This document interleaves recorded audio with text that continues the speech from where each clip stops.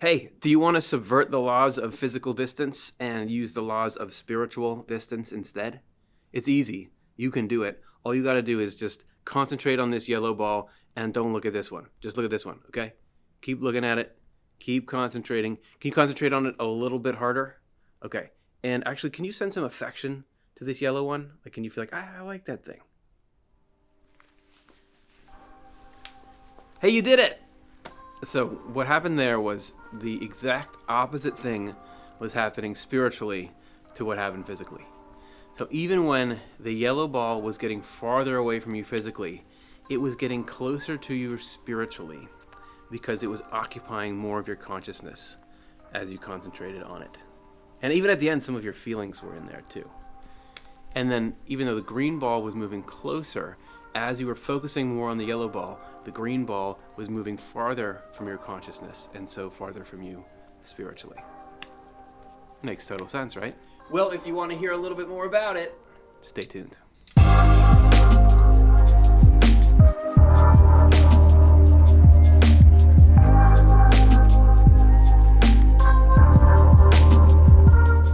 Part 1, likeness determines location.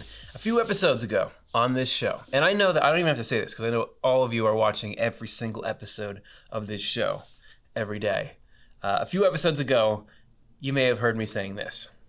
Angels, you know angels, like, oh, they don't know what time is. And if you had trouble with that, like that is weird, I don't know what you're talking about, I don't really like that, I'm going to give you more trouble in this episode. This is from Heaven and Hell 191.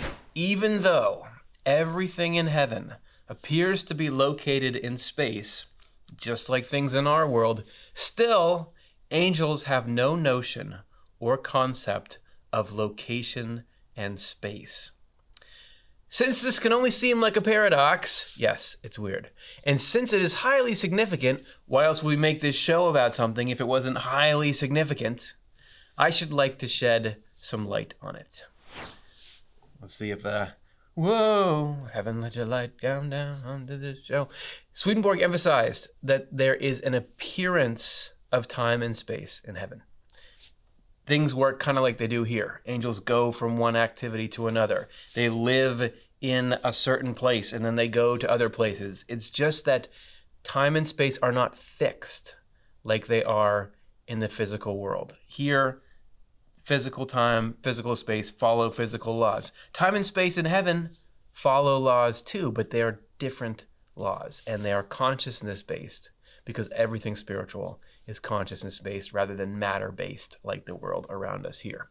Just like with time in the afterlife, space in the afterlife is all about your state of mind, man. It's Heaven and Hell 192. All motion in the spiritual world is the effect of changes of inner states to the point that motion is nothing but change of state. As your mind changes, you move.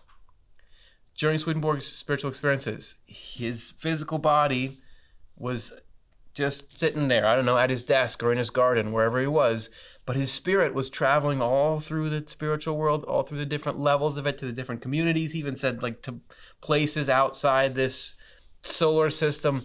He said that all this happened by the mechanism of travel was the Lord changing the inner states of his mind. And that's what moved him around.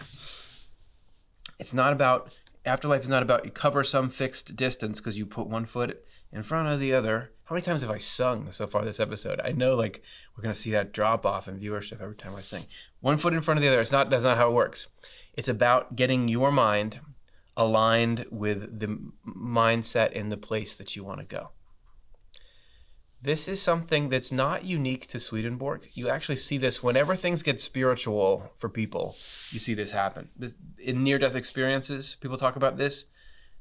This is one by a woman named Laurelyn Martin. It says, with no physical body, my movement was unencumbered.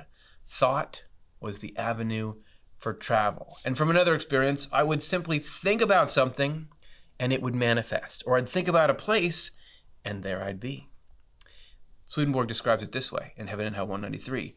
This being the nature of motion, we can see that drawing near spiritually is likeness of inner state, and moving away is dissimilarity. This is why the people who are nearby are the ones in a similar state, and the ones who are far away are in dissimilar states. It is why space in heaven is nothing but the outward states that correspond to the inner ones. This is why anything in heaven is different from anything else. You have the Lord. The Lord is the human God, the God who's conscious. He's in a certain state. He's in a state of love for the entire human race. That's the beating heart of God. How different you are from that state determines your location based on it. The reason why there are levels of heaven, Swedenborg talks about a third heaven, which he also calls the inmost heaven. You have a second heaven, you have a first heaven. Those are the way they are, not because God came down with spray paint and said, well, I'm going to mark off these different areas, and you all, I'm going to give you a tag, and you go to the one. The mindsets created these. So there's people that are, if you got people, and I got people, that are in the inmost heaven. They are there because their state of mind is this close to the Lord's state of mind, and they're this similar to each other. There's something fundamentally similar about everyone who inhabits this space because of their mind. Middle heaven is the spiritual heaven, so there's something intellect, truth-based in the fundamental nature of how they think and feel, what their inner state is, and so they're here, so on and so on. Even the fact that there's heaven and hell. Again, God did not say, I am going to call up the fence company and they're going to create a division here.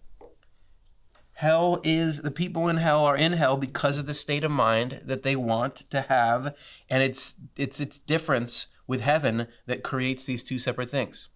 Because the internal state of wanting to be evil and enjoying everything that hurts other people is really different than the internal state of wanting to do what's good and help people and derive satisfaction from knowing that they're happy and not suffering. These are very different things, and so there are very different places in the afterlife because place is determined by state of mind. Location in the afterlife is based on your perspective or way of thinking. But also desire or your feelings play a huge role in not just your location, but how you travel from place to place.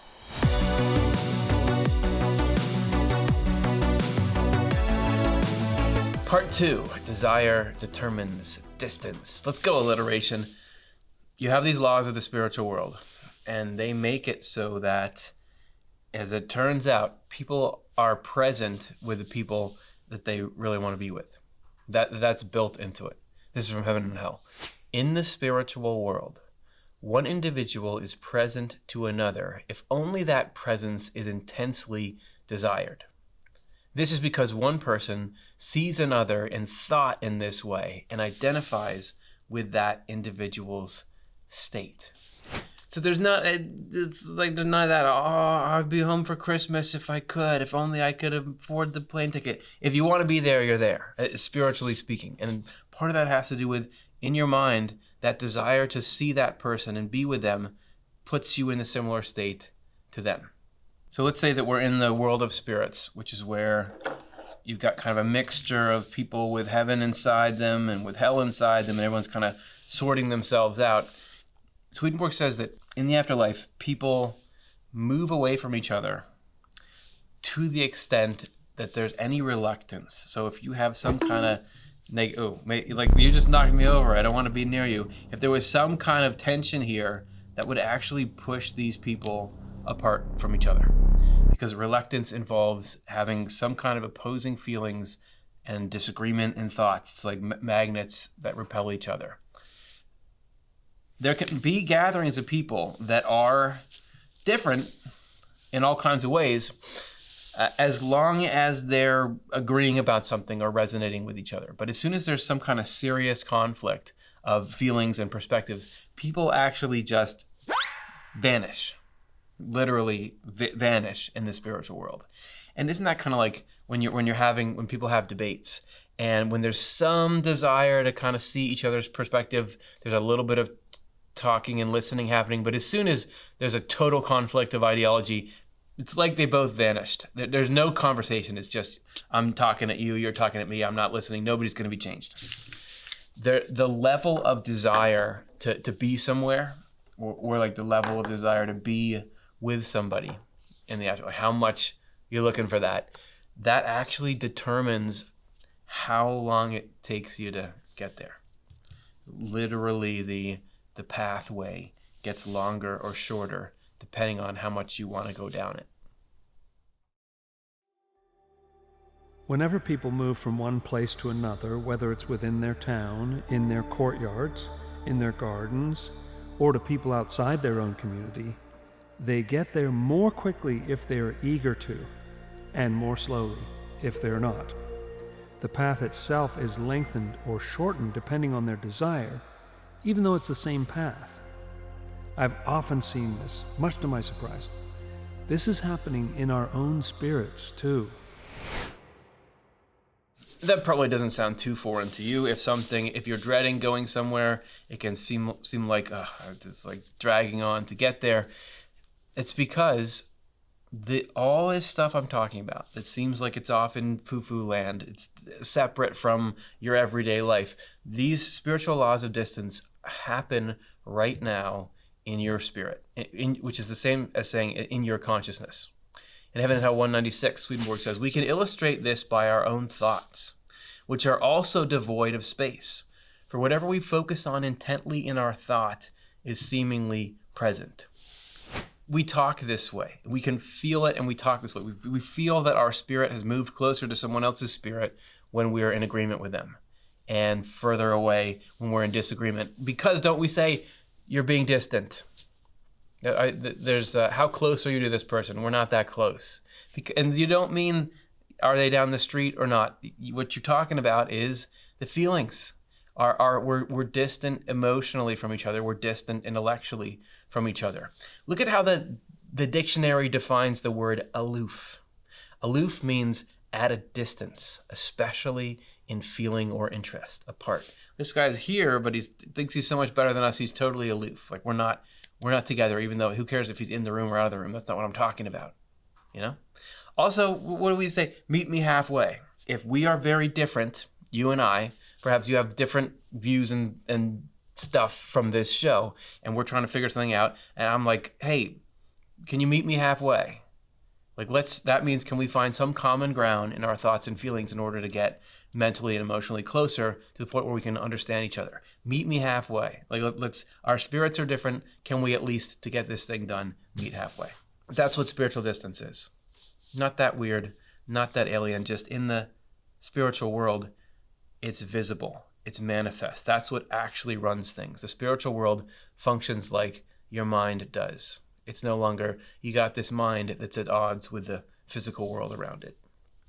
But we can learn a lot about spiritual stuff from physical stuff. Physical distance, for example, involves measurements. And the same goes for spiritual distance. So let's take a look at how you measure the spiritual equivalent of distance.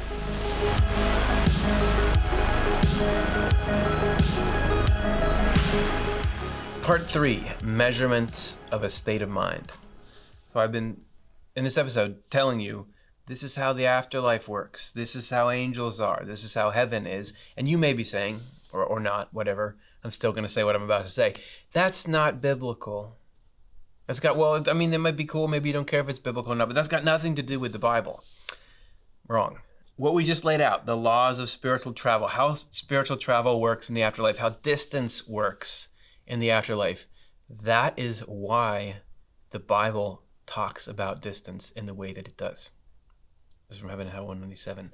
This is why everything we just talked about, places and spaces in the Word, and everything that involves space, mean matters that involve state. So any measurement or distances mentioned in the Bible are talking about qualities and levels of goodness and truth in the mind. Because this is fundamentally a book that is concerned with our spirits. And our spirits don't have any time and don't have any space. This is not telling you about people that want a certain distance at a certain time in the past. That's not relevant to your development now. What is relevant is what's going on in your heart and mind, and that's exactly what this book is talking about. For instance, length, anywhere it's mentioned in the Bible, has to do with the state of goodness. And width is that thing's state of truth. Height is the particular level or quality of that goodness and truth, both in an individual's mind and in the spiritual world in general. A famous place where you've got length, width, and height featured, I would argue, too prominently, is the Holy City in the book of Revelation. It says in Revelation 21, "The city was laid out foursquare, its length the same as its breadth, and the angel measured the city with the reed at 12,000 stadia. The length and breadth and height were equal." So that's John on the Isle of Patmos having that vision. If I was John's editor, if he had an editor, I think I would say, too much. You've got, in that part of the book of Revelation, you got this incredible thing happening. There is a gigantic golden city coming out of the clouds that is going to usher in this great new era for humanity. Cut that part out where you spend all this time telling us like how big it is. I don't care. I don't care that it's got the same. Why does the reader need to know that it's the same measurement this way as that way and the up? Just say it's big. Talk more about the, like, why do they have those details in there? It's because that is telling us about the state of mind that New Jerusalem represents. This is from Heaven and Hell 197. The New Jerusalem means a new church. So its measurements mean attributes of that church. The church, to Swedenborg, is fundamentally, it's a state, again, it's internal. It's a state in your mind and heart. The new church is, he said, this collective new state of mind or spiritual era that the human race is entering into. That holy city coming down is a picture of things are going to get better for the human race. We are going to regain the spiritual awareness, the connection to heaven, the connection to God, and so the happiness that we lost. So the holy city coming down, the reason why the Bible bothers to describe its measurements is because it's describing to you that state of mind.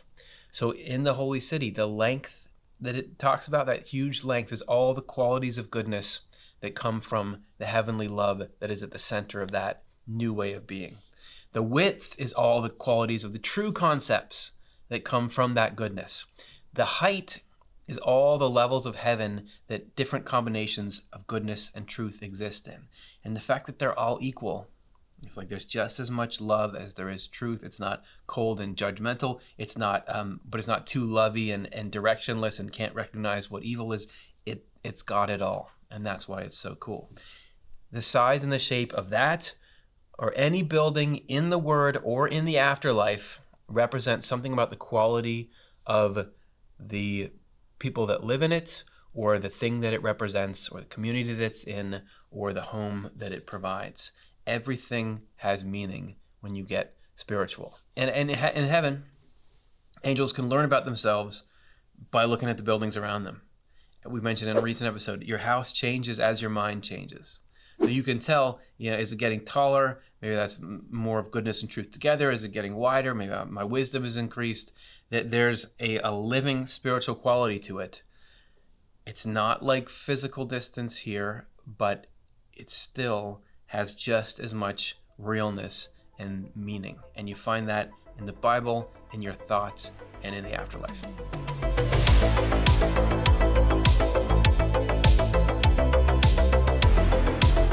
So distance in the afterlife has to do with your state of mind. As your state of mind changes, so does your location, and then necessarily your distance to other people, depending on how similar or dissimilar your state of mind and state of heart are. Like everything else, though, it ultimately all comes down to God and your relationship to God. State of mind, resulting location in the afterlife, distances in the afterlife, it's all about how we relate to the source of everything. This is from Heaven and Hell 199. The essential first cause of all this is that the Lord is present to each individual according to that individual's love and faith. That everything looks near or remote depending on his presence, since this is what defines everything that exists in the heavens. This is what gives angels wisdom, since it provides them with an outreach of thoughts, which in turn affords them communication with everyone in the heavens. In a word, this is what enables them to think spiritually and not naturally, the way that we do. Ultimately, the thing that matters most is how close are you to God. And being close to God is not a matter of do you walk that way. It's not a matter of did you check the right religious boxes, because the closeness in the afterlife can only come from what's in your heart and what's in your mind and what gets cemented in there through living. So the more that we live like God, that we believe the way that we believe God would want us to live, the more that we try to love and think like we think God would want us to love and think, that pulls us closer because we have a similar state then to God. And that changes the way that we perceive other people, changes the way you perceive the afterlife, changes the way you perceive your life here. Because again, our spirits right now can be just as close to God as we let them get. And the God is always looking out and trying to find ways to meet us halfway and then go beyond to really dwell together.